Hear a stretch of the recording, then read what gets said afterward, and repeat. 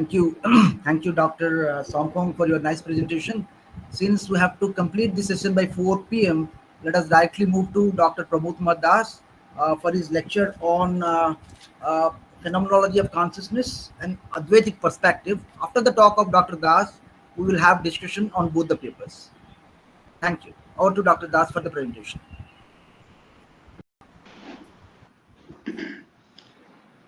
Thank you, Dr. Rao,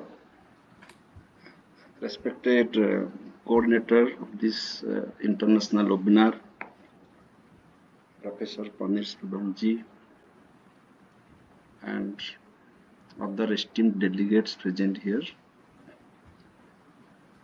The theme of this international webinar was Phenomenology of Consciousness.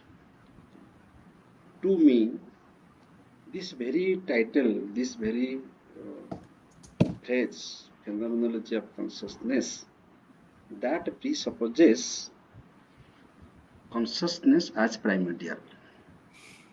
There is something consciousness, therefore we are talking about phenomenology of consciousness.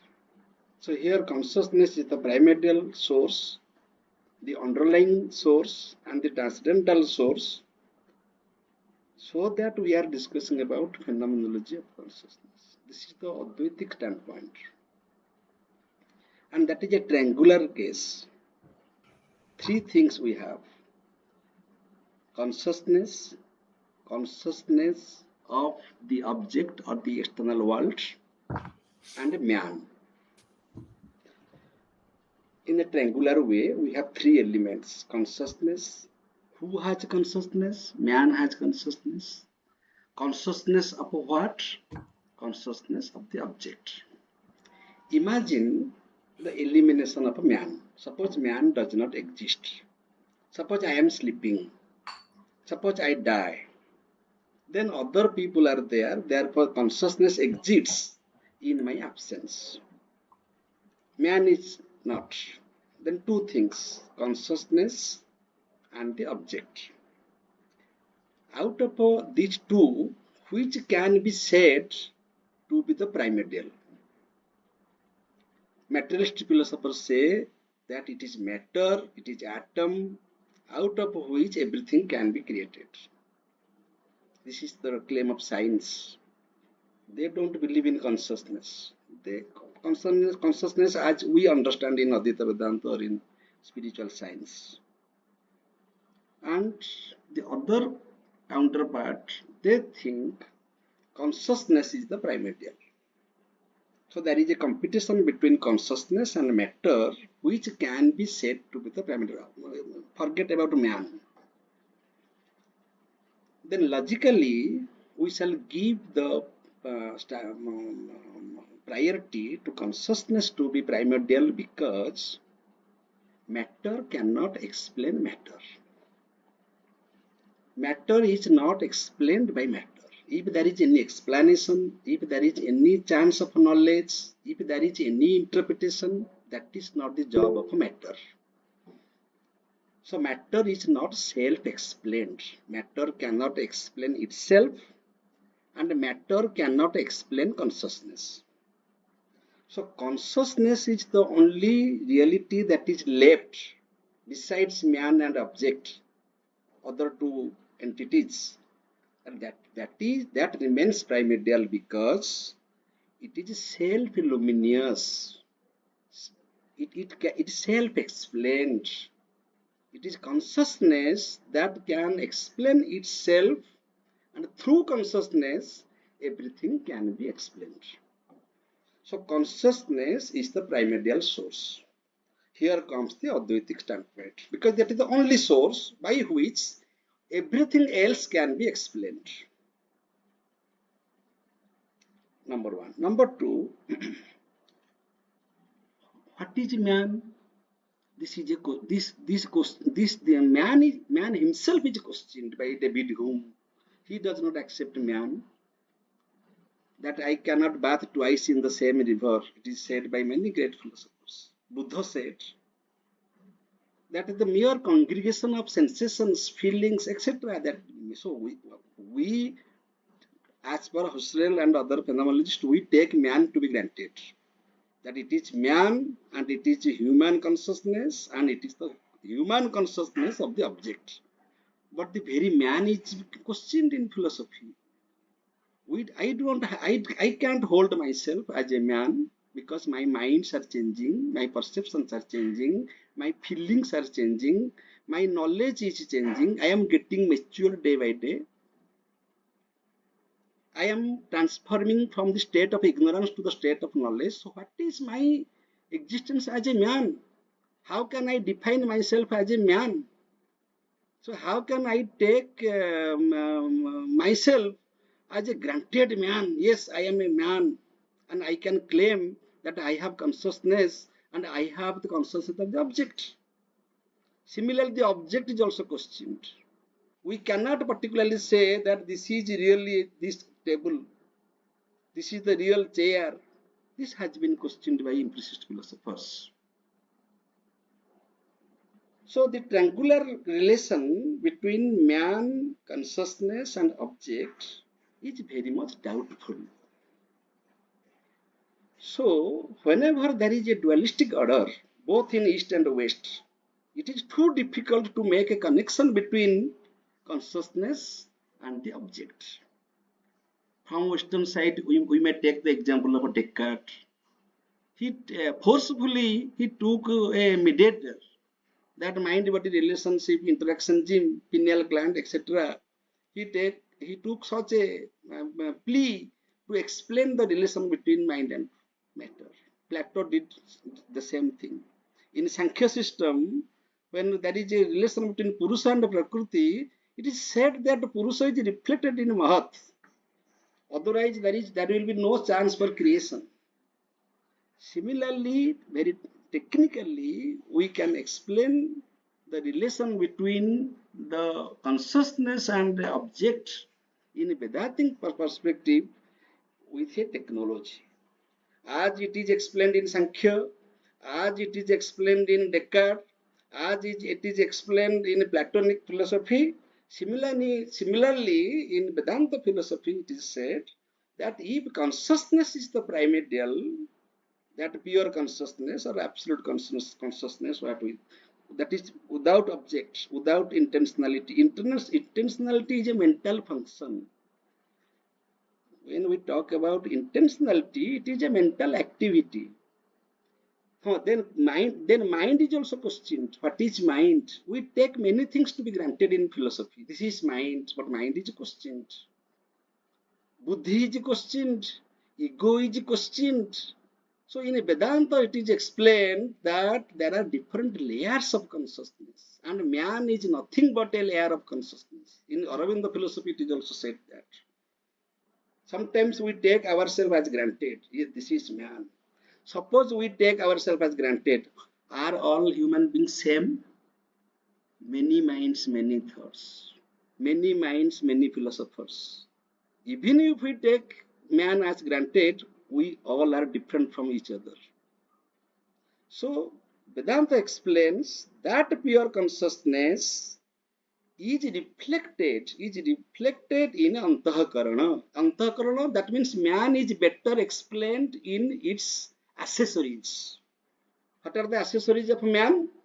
That's Antakarana, Mana, Buddhi, Chitta, Ahankara, mind, intellect, Mana, Buddhi, Chitta, memory, and ego. These four things we may call this combination of these four as man. And these four are also subject to change. So Vedanta does not reject the question of changing. Vedanta accepts the Jagat, the changing Jagat, the empirical Jagat, the changing aspects of human being. That the mono is not, in Indian tradition, what we understand as mono, that is not the mind in Western philosophy. They take mind as the brain. But in Indian tradition, mono is emotion, mind is emotion, and that is a modification of consciousness. Buddhi is intellect, intellectual aspect, and Chitta is memory, and ego is the agency that holds the chit chaya. What is chit chaya? Exactly as Purusha is reflected in Mahata, similarly the pure consciousness is cannot be assessed, but it is the underlying principle. It is the logical. It is. We can claim logically that if something is not primordial, we cannot have subsequent mental functions. It is also accepted by Immanuel Kant that beyond all perceptions, there is an synthetic unity of our perception. So that explains the fragmented perceptions are united through the synthetic unity of our perceptions. That means something constant is accepted for the explanation of the fragmented moments. So that pure consciousness, it is pure because it is not attached with any object, that is getting reflected in antahakarana. Antahakarana means mana, buddhi, chitta, ahankara. And that is called chit chaya, that becomes the shadow of the consciousness. Suppose a man is hiding behind the bush. We cannot see the man, but we can find the man through his shadow. By following the shadow, we can see the man. So it is not necessary to see the man. If at least we understand the shadow, if at least we follow the shadow up the man, we can get man who is hidden. Similarly, the pure consciousness is very difficult to realize, because when once we realize, we become that. Brahmavid Brahme Bhavati. So we cannot reach that. We cannot touch sun. We can just enjoy the sun rays. Similarly, we cannot assess that self-consciousness, because once we assess that, we become one. There will be no duality between knower and known. So what functions? That is Chit Chaya, because it is the reflected consciousness, as it is Mahat in Sankhya system. So it is the reflected consciousness, Chit Chaya, that is functioning through Mana, Buddhi, Chitta, Ahankara. So this is the explanation. And who is the dominant force? That is ego. That ego is identifying itself with something, that is object. When it is identifying itself, that is called tadatma bhava. The ego becomes identified with self, the object. It is one layer of consciousness. The ego identifies itself with mana, that is another layer of consciousness. The ego identifies itself with buddhi, that is another layer of consciousness. And the ego identifies itself with Brahman, that is also another layer of consciousness. So the identifications vary from moment to moment. As we become more identified day by day, we become merged with the pure consciousness. This is the process. So that is a descending and ascending process. Descending is that the pure consciousness is getting reflected in antahakarana, and that is enabling antahakarana to be associated with the external world. So there are different, for example, in Jagrata. What happens in Jagrata? In the waking state, we all experience, this is all common sense. We all experience the waking state. Now we are all in the waking state. Now I am speaking and you are listening to me. We are now in the waking state. What happens in the waking state? In the waking state, the ego is more vibrant, the ego is more possessive, the ego is more vigilant, and my ego in the waking state is more powerful. It is more dominant. It is dominating me. It is making me identified with the external object, and it is claiming that I am that. It is my house, it is my position, it is my service. The world, the way I perceive the world is like that. This is my claim in the waking state. But that ego functions differently in the dream state, in the dreamless sleep state. The same ego that functions in the waking state in such a vibrant way, that ego becomes very submissive in the dream state, and also more submissive in the state of a dreamless sleep. So what happens here when we are away from the pure consciousness in the descending process, we enter into the phenomenological world. Phenomenological world means the world that has been created by the modification of pure consciousness.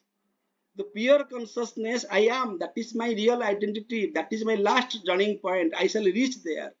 I shall reach there. So far as I have not reached there, I cannot get peace. I shall have sorrow, I shall have depression, I shall have struggle, I shall have many things. But I am marching towards that. This is the goal of my life. That is called the moksha, or that is called the final state of our existence. This is the real life. This is not a philosophical life. This is not a philosophical explanation. The life that we live every day. So what I am, I can't define myself, because I am I with my present state of mind, present state of buddhi, present state of memory, and present state of ego. I am that.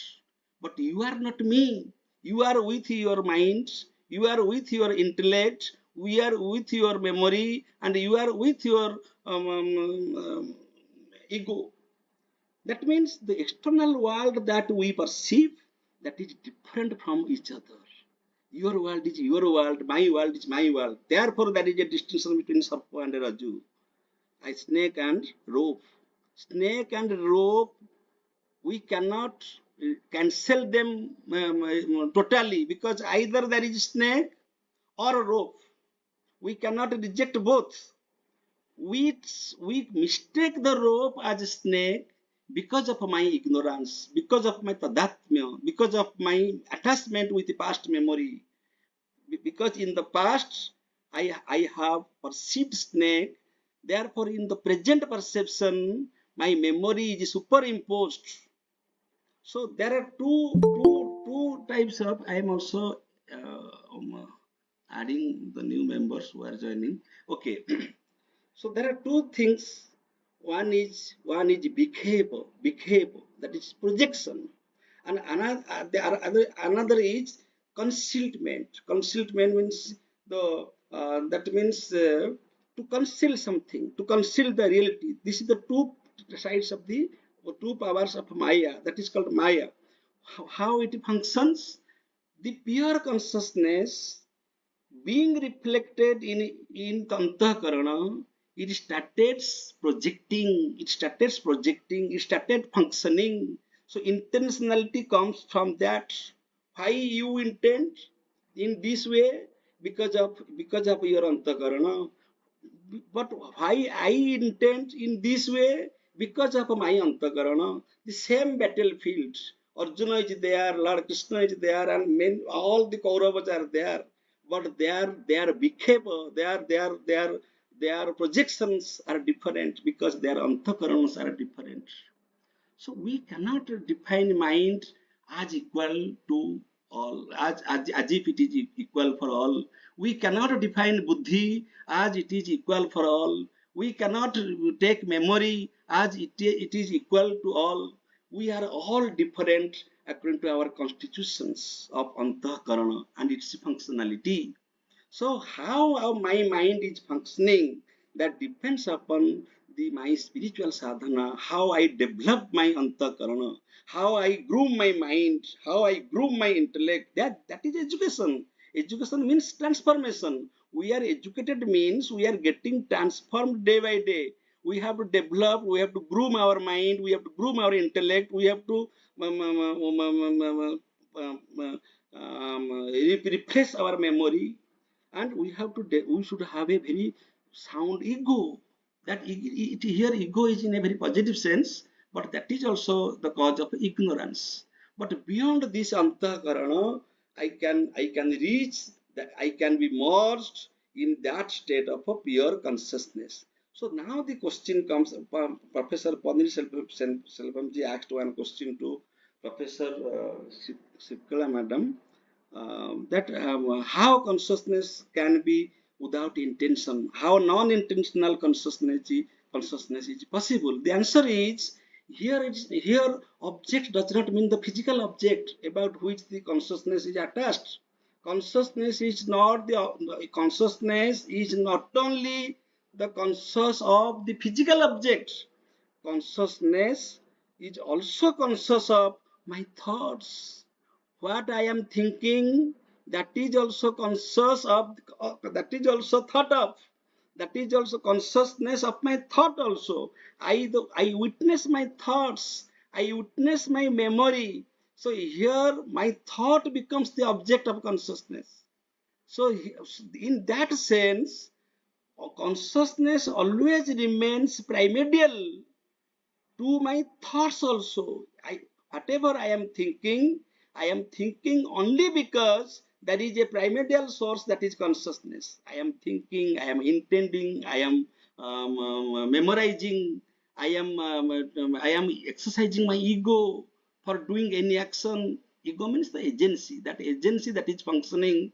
Therefore, I claim that I am father, I am mother, I am teacher, or I am taking responsibility. I am using my freedom. This is agency. So consciousness of an object in the phenomenological sense, it is not the only the physical object that we perceive. It is also consciousness of my thoughts, consciousness of my antakarana. That means the primordial consciousness, that is the underlying principle. Waking state, that is the same pure consciousness in the equal version, in the equal intensity, it is present in my waking state. The same version is present in my dream state. The same version is present in my dreamless sleep state. So that is not changing. That is the constant. In mathematics, we know that there is constant and variables. Constant remains constant, but we take different variables are changing. Similarly, the Jagat that we perceive, that is not rejected away by Vedanta when it says Jagat Mithya. Jagat Mithya does not mean the non-existence of a Jagat. When Buddha said Sunya, it does not mean that nothing exists. Jagat Mithya means we should live in this empirical world. We should take Jagat as Jagat in the Vyavaharika Satta, but we should have an idea, we should have a better understanding that this is subject to change. Jagat is Mithya means Jagat is subject to change. To the experience of change amounts to say that Jagat is Mithya. When Buddha says it is Sunya, it is Sunya, it is Sunya means it is indescribable. That we cannot describe it through language. We cannot describe it to be or not to be. As also in Jaina system it is said that Satvad. So not only Vedanta, Naya system also says that rejects the Western view of perception. If the Western view of perception says that perception is possible by the direct contact between object and sense organ. This is the point. This is the standpoint that the object and sense organ, when they come in contact, we have perception. Naya system rejected this view. Naya perception says perception is possible only 2 minutes. Perception is possible when mind interferes. Without the interference of a mind, mere contact between object and sense organ cannot yield any knowledge. Because when I am absent-minded, I am driving my car, I very well look at the road, I see the road, but I face the accident because my mind is absent. So that is a role of a mind as the mediator to be in between the contact between sensor and object. Not only that, Naya system also says there is also a contact of spirit, soul. Soul should be contact with. So there is a threefold contact: sense organ and object, mind and sense organ, and soul and soul and mind. If all these contacts are there, then perception is possible. So that soul is primordial. That higher consciousness is primordial. So this is the point. I can take a very common example in our family. What happens? Father understands the mistakes of the children because the understanding of a father is more mature because he has the experience. Therefore, he can understand the child because child misunderstands father. because he does not know the gap between father and son. Similarly, we ignorant people, when we say that I am a human being, I claim myself as a human being and take myself as granted, and therefore I take the external world as granted. Therefore, we commit mistake. So, therefore, Immanuel Kant will be, we shall salute Immanuel Kant being a Western philosopher. He made a revelation by claiming that human region has its own limits. That man should know what is the limit of his knowledge. That the best use of sense experience and the best use of region, he can know only the phenomenal world. He cannot access to the nominal world. So my conclusion is, man himself is a condition to phenomenology, because when anything is interpreted, it is interpreted through man, through a human perspective, through a human framework. That is the ground of a phenomenology. This is the point, because being a man, whatever I shall see through the conditions of a glass. That glass is human perspective. From this phenomenology starts. It is there in Indian philosophy. It is there in Western philosophy. It is there in Platonic philosophy. It is there in Descartes, Kant, even John Locke. John Locke also said that. So in this way, we cannot escape human perspective. So phenomenology is very natural to human existence. Thank you. Thank you, thank you, Dr. Das, for your nice presentation. Well, we had two presentations, one by Dr. Sompong and Dr. Das. Well, Sompong tried to see consciousness in the perceptual process as fundamentally intentional. But Dr. Das, while asserting a thesis that pure consciousness as the underlying principle in different layers of consciousness, maybe in man loses his identity in the state of Turiya, and maybe in that state, even intentionality is lost. Maybe that is the thesis that Professor Das comes up with. So I wish to have few lines from Paneer Selvam sir on both the papers. Over to Dr. Professor Paneer Selvam sir. Thank you very much, Professor Narayan Rao ji. I really appreciate both the uh, paper presenters, Dr. Sampong as well as Professor Dash, for making a very nice presentation, thought-provoking two addresses we heard.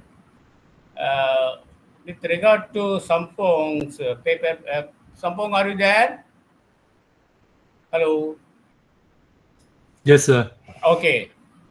With regard to Sampong, he made a very, very beautiful point, which I liked very much. That is, he says in one place, to perform some action, objects must be there. This is a very, very interesting point, which means in order to perform your action, some objects or other must exist in the world, in the empirical world, or just say world. So this means for Husserl, world is a starting point. World is a starting point for perception. And the human being as the perceiving subject, Yes. isn't it? Yes, sir. So this is very much highlighted. In fact, this is a very new point which I received from him. I think I would be happy to develop this, especially when he said that for action, objects must be there. It implies a lot of things. So thank you for highlighting this point. But I would like to know from you, Dr. Sampong, what does Husserl mean by pure perception? Oh, good. Can there be pure perception? What is a pure perception? Oh, Does good. it mean that there is impure perception? Or is he mentioning about determinate perception or indeterminate perception, which we normally talk about in Indian system as Savikalpaka and Nirvikalpaka? Please explain. Oh, really nice. That's the main point for phenomenology. So because, as I said initially, that two kind of perceptions, external perceptions and inner perception. External perceptions is not the pure perception because of the the object outside. But in a pure perception, that means the content inside mind, or we call the immanent data. How can we perceive the immanent data? That we have to reduce, or Husserl used the term epoche. So reduce, this means reduce the words, the words of the object outside, concentrates only the object inside mind. For example, for the first time we perceive the object outside, then not only the object we perceive, but the contents of the object we perceive. Contents of the object, that means contents of the data, the data of the object. For example, the data of the color, the data of the shape and everything. As soon as we perceive and we keep all information inside mind, then the information inside mind, this is the main point for Husserl, that Husserl said that immanent data or hydraulic data. So how can we perceive the immanent data and hydraulic data inside? That means we have to disconnect the world outside, concentrate only the data inside. So this is, he said, the pure perception.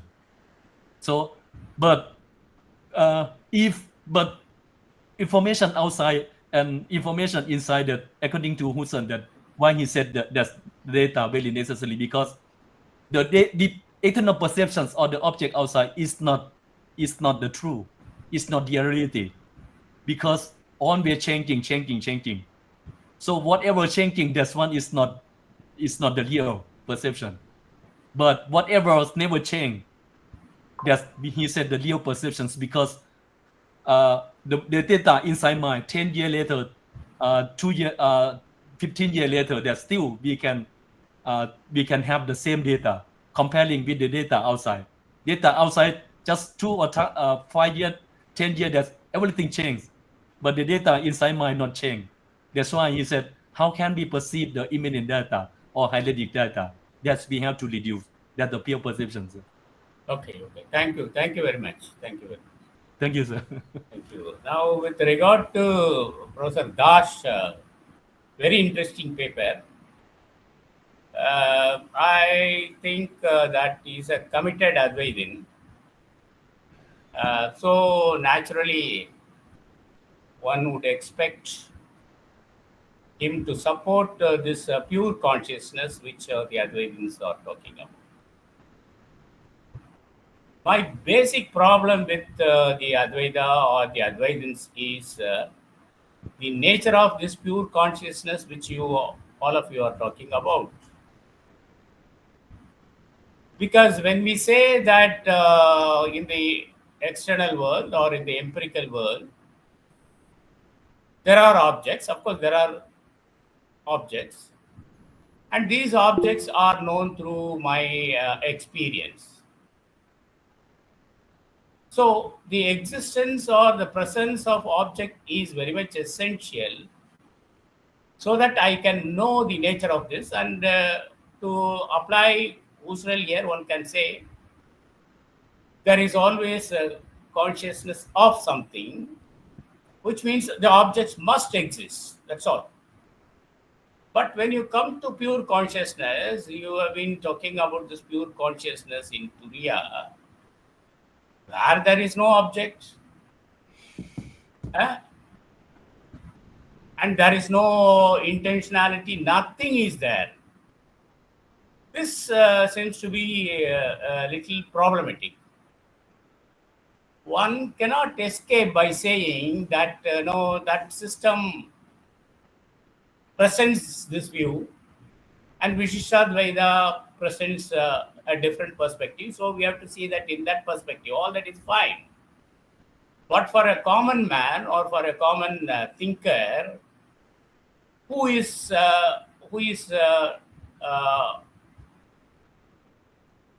appreciating the methodology of the West, how would you convince such person?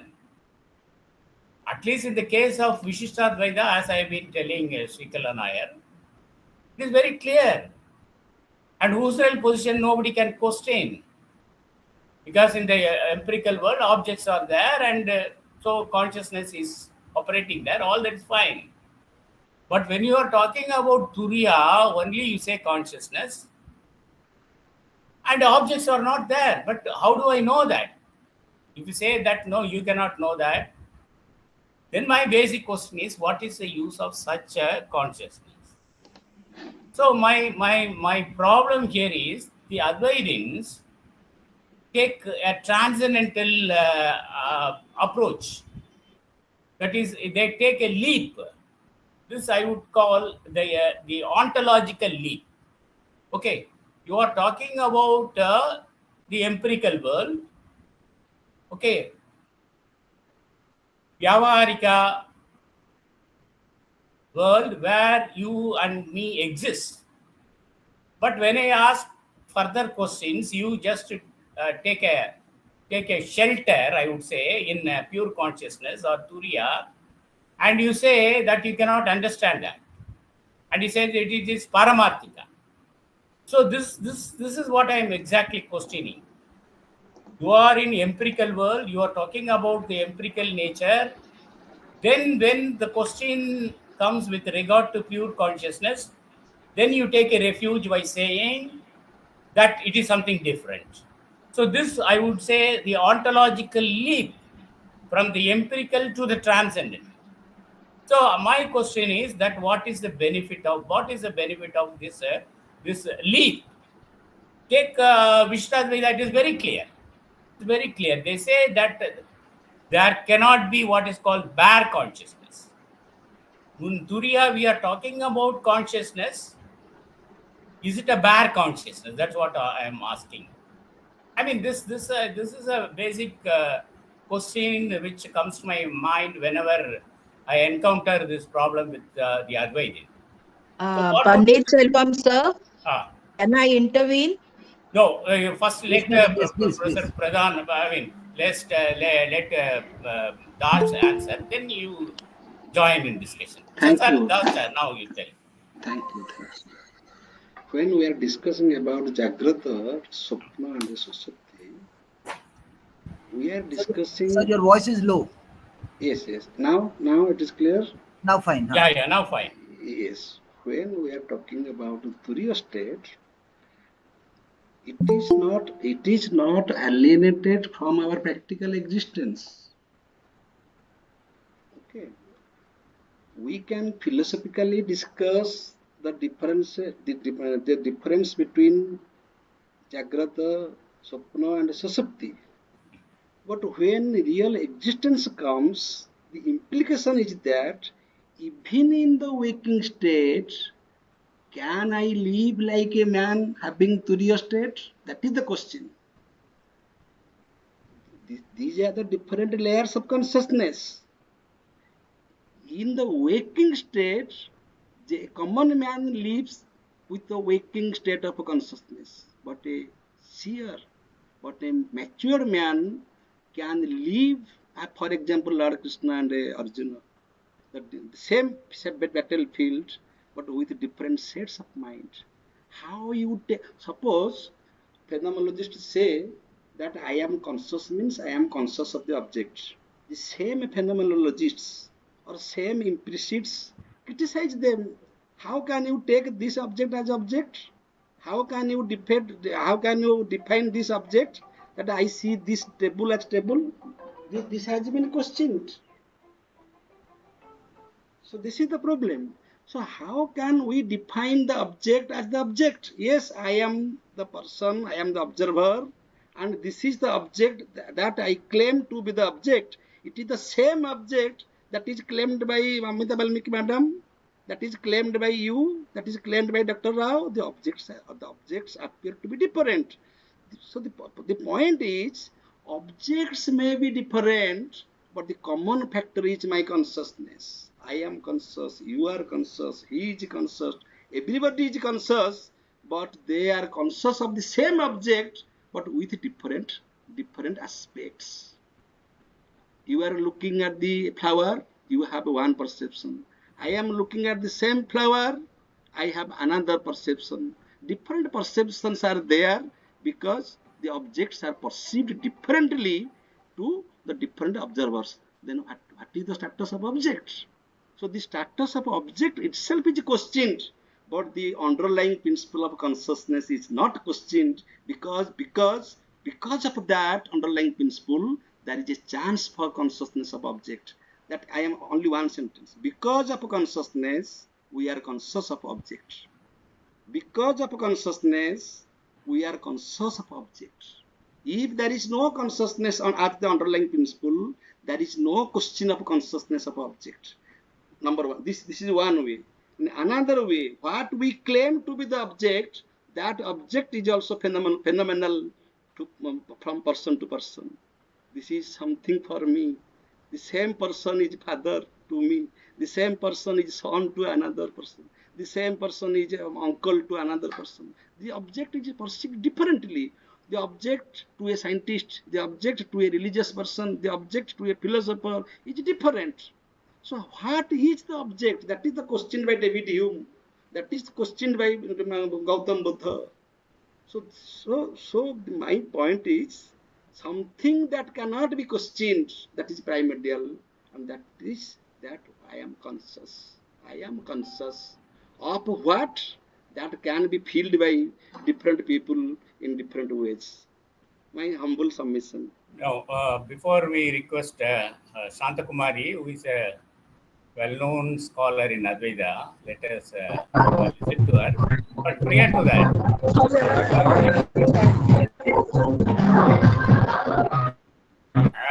prior to that, I would like to humbly submit Professor Das.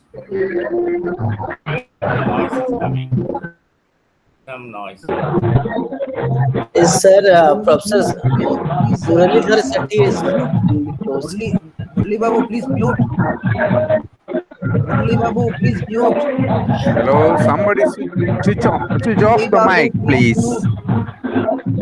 Das, Switch off the mic, please. Das, we can mute centrally, na? We can Das, mute you centrally. mute this Murli.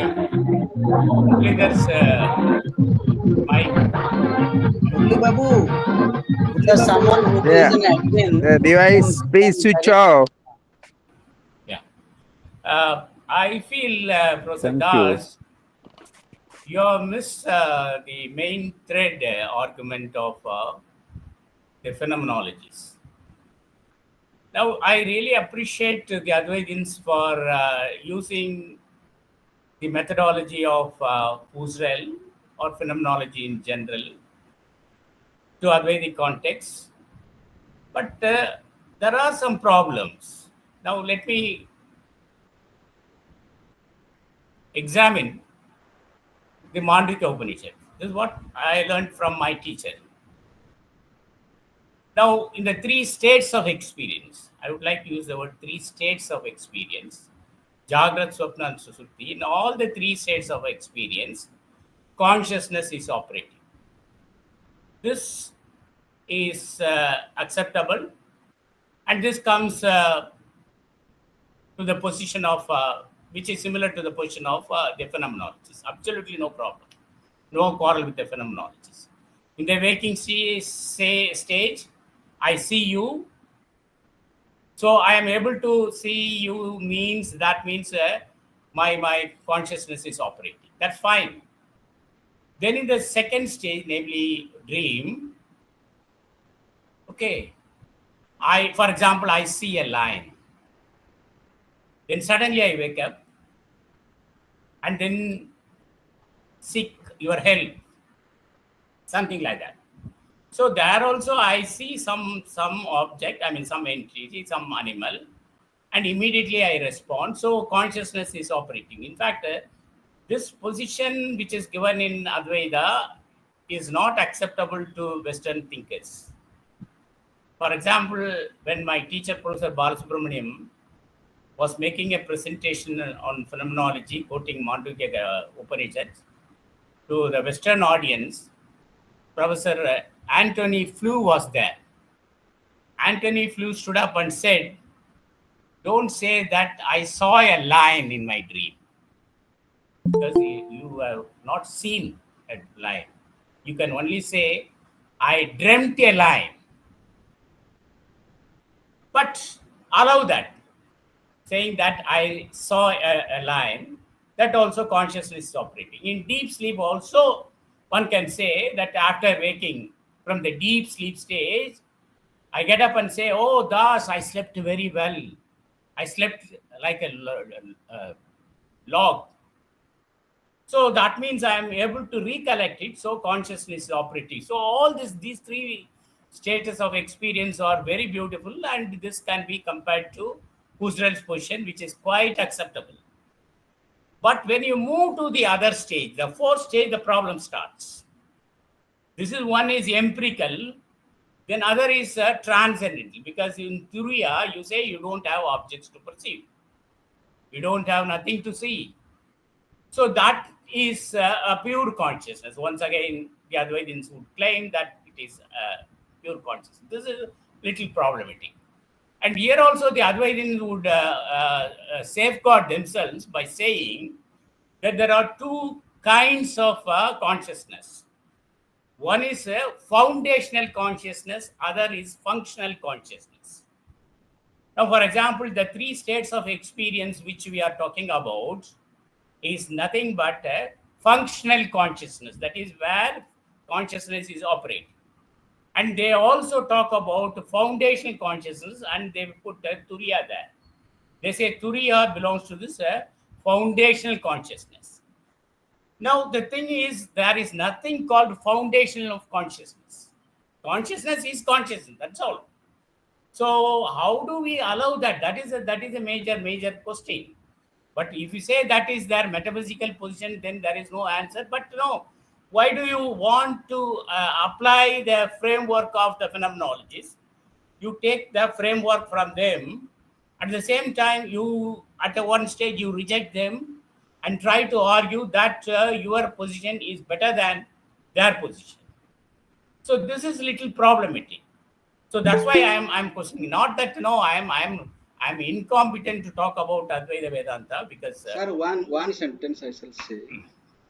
When you are admitted for operation and you are given anesthesia, that is the state of that state. You see, you are not dead, but you do not have any object to perceive. Your entire body is getting operated. But after some times, you will revive your consciousness. So exactly, in the medical science, it is the doctors are applying this methodology. So there is local anesthesia that you are conscious. You conscious somehow you are conscious. You are looking your operation. Or that is general anesthesia where you are not dead, but you don't have anything to object. You can't see, you can't experience the operation taken. So this is something about experience that cannot be demonstrated through any laboratory methodology. As like some speaker said, measurement of consciousness. Can we measure consciousness in this way? In medical science, they are also applying the anesthesia, general anesthesia. And they fear to do that because if the dose will be heavy, the patient may not revive his consciousness. So consciousness as such, without having any contact of object, is possible, and that is demonstrated in medical science also. Anyway, sir, because it is a matter of a personal experience. Thank you, sir. The debate will continue. The debate will continue. We'll take one question from Santa Madam, then we'll wind up yeah, the show. yeah. Professor Pannisalvam, thank you for giving me this opportunity for clarifying. See, consciousness by itself is known as Swarupa Jnana, what you say, foundational consciousness. Intentionality becomes Vritti Jnana. That is when the mind undergoes a modification for knowing the object, then that intentionality starts. And this problem between contentless cognition, nirvishayaka jnana, and intentionality has been there. That is, for example, in deep sleep, as you said, in Turiya Avastha, even while we are traveling in a bus, suppose while reading a book, we fall asleep. All right. After 5-10 minutes, we come back to the conscious state. then you say, I didn't know anything. That means consciousness was there, but awareness was not there. That awareness is what gives you intentionality. Another example, that CC camera. Suppose in a restaurant that camera is on, the whole day it reveals all the activity. When the restaurant is shut down in the night and they open that shop in the morning, they will see a blank. Not because that CC was switched off, but because there was no activity in that cafeteria to be revealed on that CC recording. And this contentless cognition, you can infer. You cannot have direct access because the mind is not functioning in that state. Intentionality, the Triputi Jnana, comes only when the mind is functioning. But in that Sushupti Avastha, mind goes back from the Karya Avastha to the Karana Avastha, causal condition. Mind goes to rest, like your computer. If you leave it, it begins to sleep. Then once again, when you shake the mouse, all the icons appear on the screen. Like that, the mind, not because the computer was switched off, but there was no activity at that time for the screen to show it. So that contentless cognition is Swarupa Chaitanya, because of which we are conscious as jivas, and when that exists, it becomes a dead body. In the coma state, because the mind is not active, knowledge is not possible. So intentionality, vritti jnana, becomes possible only through Chaitanya with mind. All that aham and how that nirguna Brahman, Chaitanya becomes I in 3 stages is given in the Naishkarmya Siddhi. If we see that in the first place, there is consciousness, then conditioned by antakarna, it develops pragmatic activity towards the world, and then the I appears, and then bondage. So that contentless cognition is because the mind recedes for some time. The mind is at rest. So only when we wake up again and come to the conscious state, we we infer, because there was no knowledge, that is contentless cognition. We cannot have direct access. Just like a person in samadhi, the person is conscious breathing but does not know external activity because the mind is inoperative at that time. That is it. Thank That you, is it. thank you, madam. Thank you, Dr. Shantaji, for that. Thank you. Thank you. Over to Dr. Professor Pranil Silvam, sir, Oh, for yeah, the third yeah, session. yeah. First of all, we thank Professor Narayan Rauji for chairing this session in a very beautiful way. And also we thank the speakers, Professor Samphong and Professor Pramod Kumar Das, for their excellent presentation. This was a very meaningful session, and I thank you all. One more small point, sir. This akhandakara vritti jnana and khanda vrittis. Vrittis are of 2 kinds: finite object, finite cognition. This Brahman Atman self realization is like that bunch of banana fruit which will destroy the fruit. So once that self realization, Atma Sakshatkara, takes it, then the mind is transcended. That is why the mind has the self is to be known through the self, not through the mind. Thank The you. mind can only negate the obstacles and anatman. But for knowing the self, self awareness, it Yeah. is Swaprakasha. So, Once the obstacles are gone, the self reveals itself, like that Dashama Purusha, the 10th person. He was not aware that he is the 10th person. But when he counts himself, then he realizes, yes, I am the 10th. So that Yeah. realization is like that Dashama Purushartha, self-forgetfulness, Yeah. self-discovery Thank through you. realization. Thank That you. is knowing oneself, Yeah. experiential knowledge Thank of you. self. Thank you, Dr. Shanta. Now Thank we'll you, move sir. on to the